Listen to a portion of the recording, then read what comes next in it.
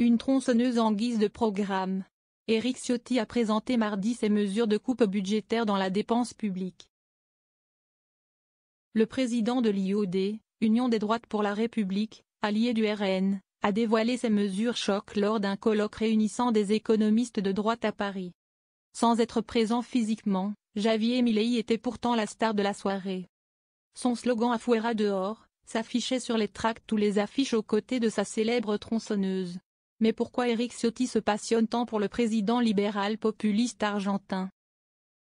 Pour montrer l'influence de Javier Milei, les élus ciotistes n'ont pas hésité, ce mardi, à brandir tout sourire une tronçonneuse devant la presse comme l'ancien candidat argentin se plaisait à faire lors de sa campagne victorieuse à la présidentielle 2023. C'est un clin d'œil bien représentatif de notre détermination à tailler dans les dépenses, sourit Christelle Dintorni, députée UD des Alpes-Maritimes. Le mouvement souhaite une baisse de 120 milliards d'euros en un an, pour créer une libération de croissance de l'ordre de 4%. Parmi les mesures évoquées, la création d'une nouvelle entité territoriale, la suppression de pas moins de 100 000 normes, la fin du Conseil économique, social et environnemental, CESE, ou la division par deux des budgets de l'aide au développement et de l'audiovisuel public. La méthode Milei a déjà fait ses preuves en Argentine, salue Charles Aloncle, député et porte-parole UD. À l'heure où tous les signaux économiques français sont au rouge, le redressement du pays ne se fera que par une importante réduction des dépenses publiques, ajoute-t-il. Se démarquer du RN. Si la potion du président Milei a permis le retour à des excédents budgétaires sans précédent en Argentine depuis 16 ans et une baisse de l'inflation, elle a aussi plongé le pays dans la récession et augmenté le chômage. La cure d'austérité vantée par Éric Ciotti n'est d'ailleurs pas vraiment la tasse de thé des alliés du Rassemblement national.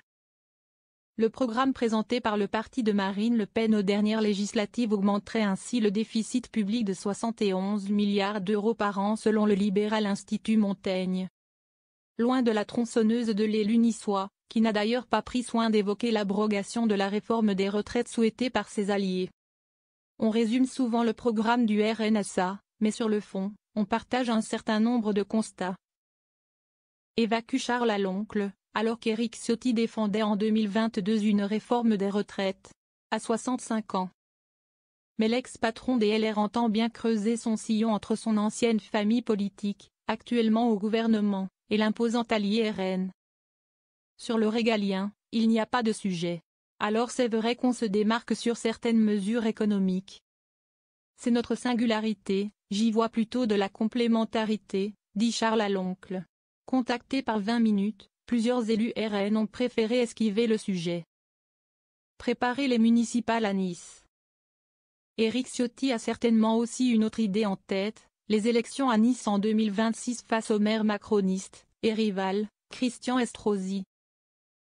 Je travaille à proposer une alternative à la dégradation de ma ville, à l'augmentation des impôts, je me prépare à l'échéance municipale, a reconnu l'intéressé sur Sud Radio ce mercredi.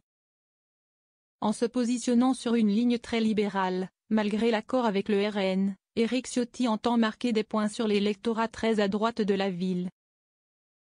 Ce sera une bataille entre la fausse droite UMPLR, qui gère la ville n'importe comment et nous. Les municipalités sont toujours de bons laboratoires de ce qu'on souhaite faire au niveau national, assure Charles Aloncle. Le président argentin, lui, n'est pas resté insensible aux déclarations d'amour d'Éric Ciotti. Il a plusieurs fois reposté des interviews du président de l'IOD, lorsqu'il disait du bien de sa politique, sur la plateforme X. Au plus grand bonheur d'Éric Ciotti et des siens.